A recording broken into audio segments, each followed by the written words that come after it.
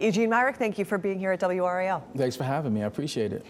Affordable housing is a huge issue in Raleigh. You acknowledge this many, many times. There have been some drips of progress, but this still is a huge issue to tackle. Correct. What's your plan to fix the affordable housing issue in Raleigh? Well, my time in New York, I did work with a city councilman, and the focus was 100% affordable housing. And that's something that can be achieved in Raleigh. Right now, affordable housing is based off of 100% of the area median income. And the area median income is $108,000. So 30% of that is around $2,600 a month. So I'm saying that we could focus more on an individual's income.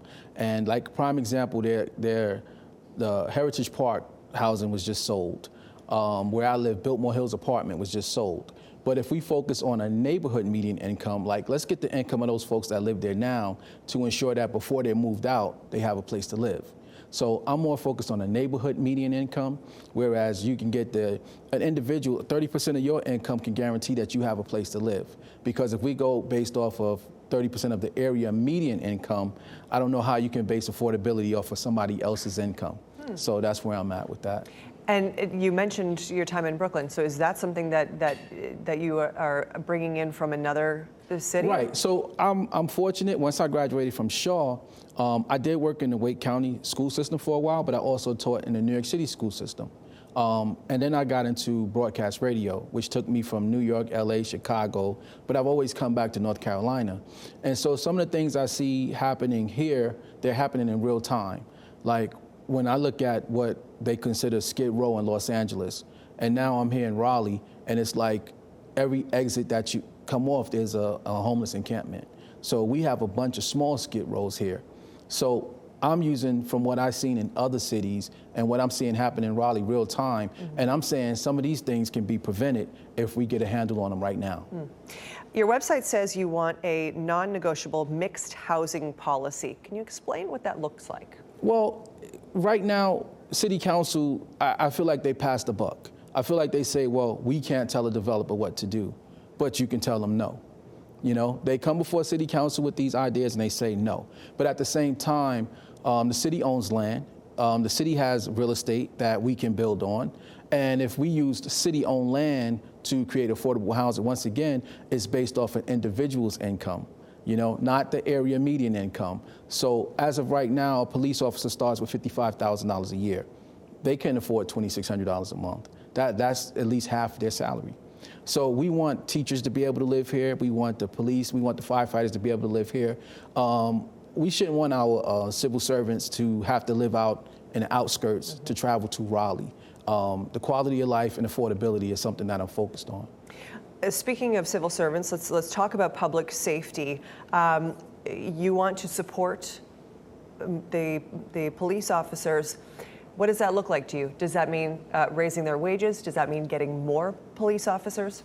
Well, you know, when I hear folks say, you know, defund the police, I'm like, that's just really not realistic. You had no police, there'll be anarchy. And in all honesty, my brother and my sister-in-law retired NYPD and Department of Corrections from New York.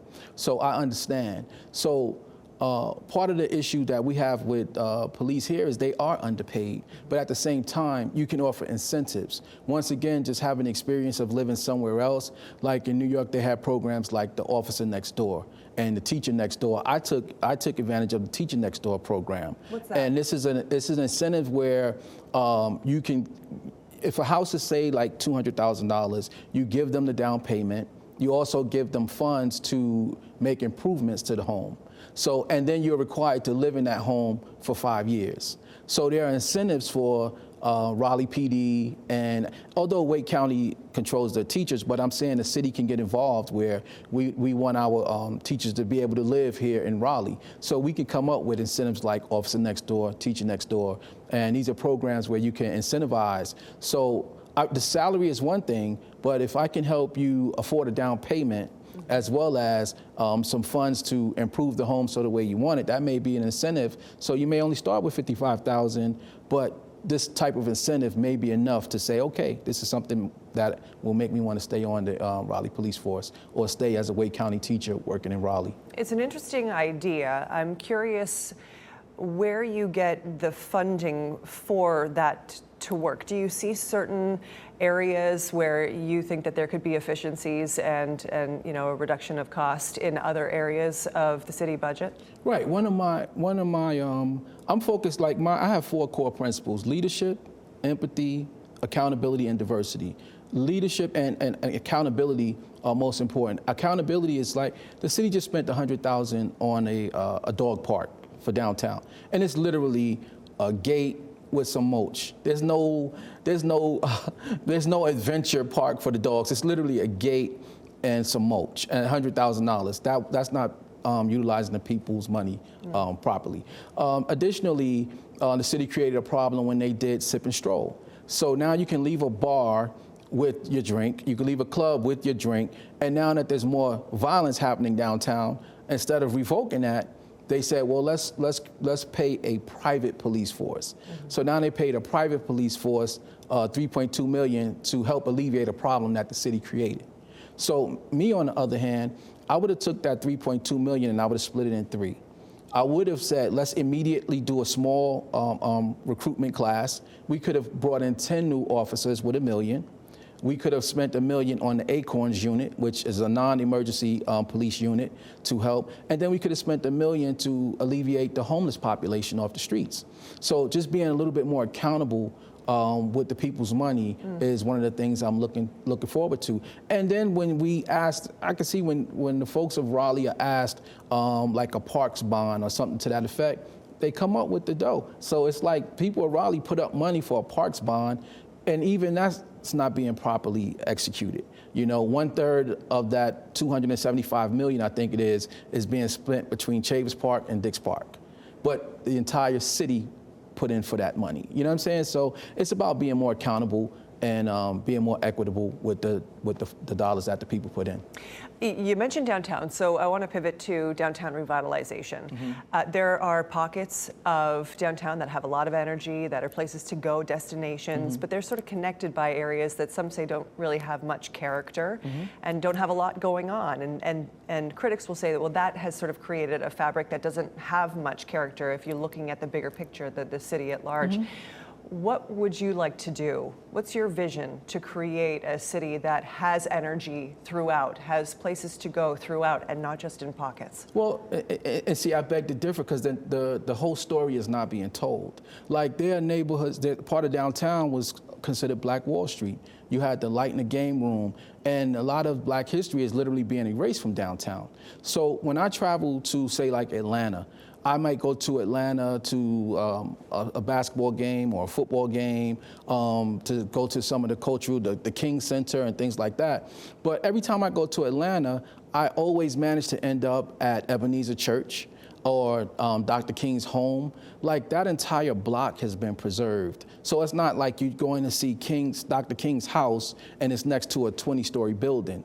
So things like that bring culture, they bring tourism. So we're not utilizing what we have. We're not doing a good enough job of telling the story of Raleigh through the people that have built it up. Exactly, and the fact that you have Shaw University there with S.D. Hall, the first dormitory with Black women in the entire country. You have Leonard Medical School there, the first 4-year medical school in the country, not at a Black school or white school, the first 4-year medical school. Like, if something like that was to be properly promoted, you know, then this can bring in the type of tourism that folks go to the King Center to see. You know, like SNCC, Student Nonviolent Coordinating Committee. It started on Shaw's campus with Ella Baker. So there's a lot of history that's not being properly told. And unfortunately, at the rapid rate of development, some of these things will be wiped out. Like the Leitner funeral home. They caught fire, they tore it down. There wasn't even a brick. By the time I went back to see, you know, what happened, there wasn't even a brick. And turns out that that's one of the places that should have been on the National Registry with a few other buildings. So we have a lot of history in Raleigh that's just getting wiped out. And things are moving at such a rapid pace that we're not actually capturing that picture for the world to see. Mm. You were a leader in the effort against rezoning part of Shaw's downtown campus. Mm-hmm. What did that experience teach you? in all honesty, it just taught me that some folks really don't care about culture and history. And see, as an individual, when I came to show in 1990, and it's ironic that I remember I came my freshman year. This was when like Spike Lee, Do the Right Thing, and those type of movies came out. And I came down, I had an X hat. I had a hat with an X on it. And I never forget, my roommate was like, "Why do you have an X on your hat?" And I was like, "Well, Malcolm X, you know," he didn't know anything about that. And he was like, "Well, all we learned about was Dr. King and Rosa Parks." So Shaw University, the history is so rich. Like, I recently came across black and white photos where there was a time when I think the state government was talking about merging majority of HBCUs back then. And there was like this huge march with tens of thousands of black college students that converged on Shaw's campus. And I just came across some of those photos. And that's like some of the history that hasn't been told. You know, like I came across black and white photos of Stevie Wonder at Shaw's homecoming in Chavis Park, you know, Dr. King on Shaw's campus. So it's like, you know, folks are going to Atlanta, they skipping over Raleigh, going to Greensboro, but there's a lot of history and culture right here in Raleigh. And I'm not one of those folks, I don't want to just be a picture on the wall. You know, like there's easy to be a placard there to say this is what happened here, but we can salvage some of those buildings and make them actual tourist attractions to help with Raleigh. In some ways, it makes me think of New Orleans. Yeah, there you go. Like folks will go we're going to go to Mardi Gras just to walk the strip. You know, the buildings haven't changed. And if you start to overdevelop it, it's not going to have the same feel. That's kind of how I feel about Shaw and downtown Raleigh. Okay. All right. So you're elected day one. What's your first priority? My first priority is to expand city council.